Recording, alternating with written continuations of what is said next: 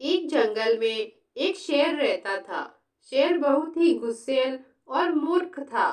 वह जंगल का राजा था। उसके लिए गए गलत फैसलों की वजह से जंगल के जानवरों को बहुत बार परेशानी उठानी पड़ती थी। सभी जानवर डरते थे कि महाराज पता नहीं अब आगे कौन सा फैसला लेंगे और उसकी हानि उन्हें उठानी पड़ेगी। मुझे तो ये समझ में नहीं आता। हमारे राजा को हमारे हित में फैसला लेना भी नहीं आता, तो उन्हें राजा किसने बना दिया? जंगल का राजा बनने की परंपरा इनके परिवार में सदियों से चलती आ रही है। जंगल में जितने भी राजा बने हैं अभी तक, सभी के सब इन्हीं के ही परिवार के हैं।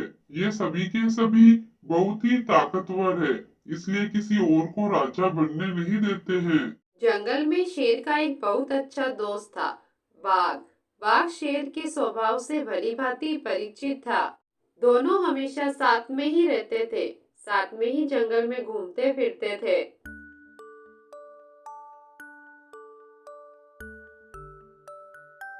एक दिन शेर एक आम के पेड़ के नीचे सो रहा था।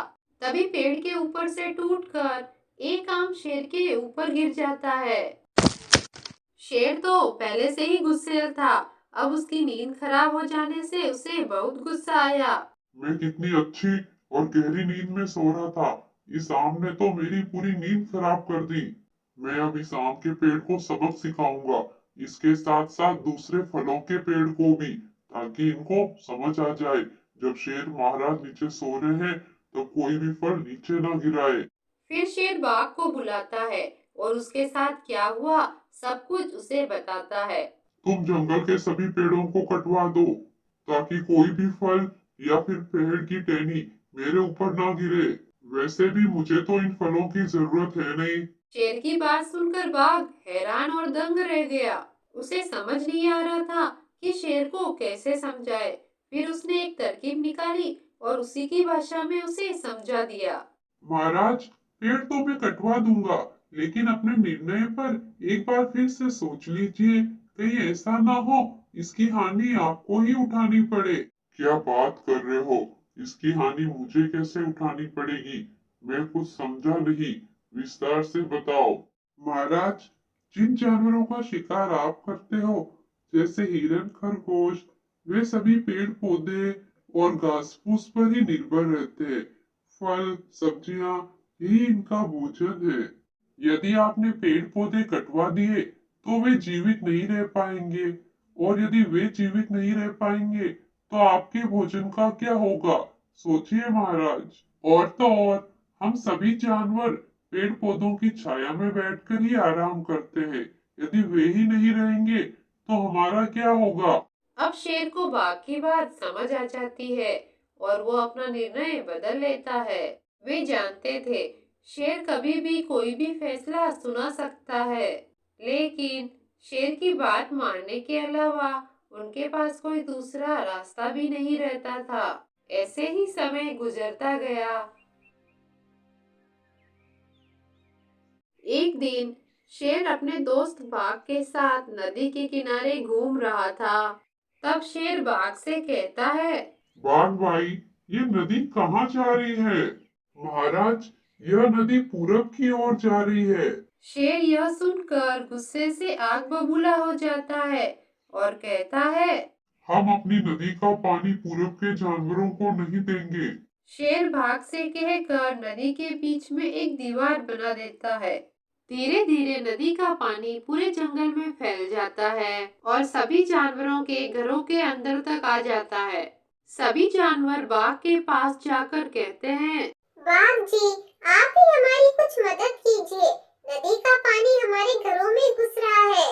शेर महाराज ने ये कैसा मूर्खता वाला निर्णय लिया है? सभी जानवरों को बहुत तकलीफ हो रही है। अगर ऐसा ही चलता रहा तो पूरा जंगल ही एक नदी बन जाएगी। फिर हम कहाँ जाएंगे? बाघ सभी जानवरों से कहता है, आप सभी शांत रहिए, मैं देखता हूँ इसका क्या करना है। मैं सोचकर इसका हल निकालता हूँ। आप सभी अपने घर जाइए। सभी जानवर यह सुनकर वहां से चले जाते हैं। आधी रात को बाघ उठकर भालू के पास जाता है।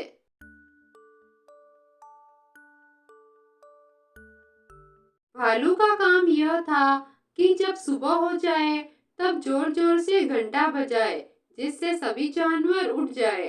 बाघ भालू के पास जाकर उसे घंटा बजाने के लिए कहता है। तब भालू कहता है, ऐसा करने से महाराज मुझ पर गुस्सा करेंगे, वो मुझे मार डालेंगे। मेरा विश्वास करो, तुम्हें कुछ नहीं होगा, बस तुम घंटा बजा दो, बाकी मैं संभाल लूंगा।